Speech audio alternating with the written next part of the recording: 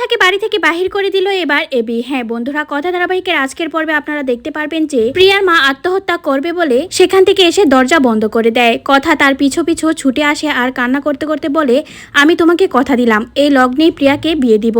তখনই প্রিয়ার মা দরজা খুলে আর বলে, কে সে পাত্র? কথা জানায় তার বর্দাবাই।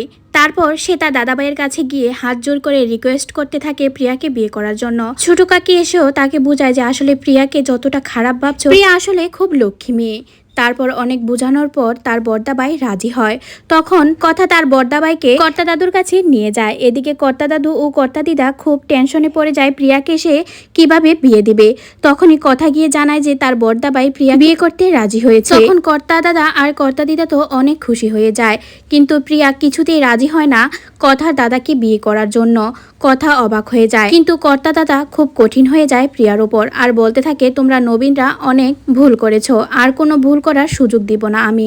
এর মধ্যে কথার দাদা তাদেরকে বলে, মানুষ মাত্রই তো ভুল করে, প্রিয়া না হয় একবার ভুল করেছে, আমি সবকিছু ক্ষমা করে প্রিয়াকে বিয়ে করতে চাই। কিন্তু মান্ডবী ও নবীনদের দলেরা সবাই খেপে যায় কথার উপর আর বলে, একে তো নিজের বোনকে নিয়ে এসেছে, তার উপরে আবার ভাইকে আনতে যাচ্ছে।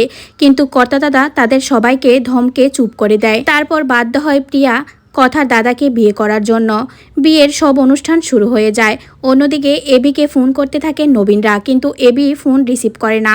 তখন প্রিয়া এসে কথাকে বলে, আমার জীবনটা এভাবে তুমি শেষ করে দিলে। কথা বলে, তুমি দেখো আমার দাদার সাথে তুমি অনেক খুশি থাকবে। তারপর বিয়ের সব অনুষ্ঠান শুরু হয়ে যায়। মালা বদল, শুভ দৃষ্টি, বিয়ের সব কিছুই সম্পূর্ণ হতে থাকে। সবাই দাঁড়িয়ে তাদের বিয়েটা দেখতে থাকে, কিন্তু কথা আর জুনি সবাই টেনশন করতে থাকে এবির কথা ভেবে যে এই বিয়েটা এসে দেখলে সে কথাকে কি বলবে। প্রিয়া তার দাদাভাইয়ের জন্য অপেক্ষা করতে থাকে। তারপর দেখা যায় বিয়ের সব অনুষ্ঠান শেষ হলে এবি সেখানে আসলে প্রিয়া নানানভাবে এবিকে বলতে থাকে কথা তার জীবনটা নষ্ট করে দিয়েছে। কিন্তু এবির উপরও এবার কথাও শক্ত হয়ে যায় আর বলে, তোমার বোন তো এবার লগ্নভ্রষ্টা হতো যদি এই বিয়েটা না হতো। এবি বলে, তোকে তো আমি কোনোদিনই ক্ষমা করব না। কথা এবিকে বলে, আমি তোমাকে কথা দিলাম, তুমি দেখবে প্রিয়া আমার ধাবাইয়ের সাথে সংসার জীবনে অনেক সুখী হবে।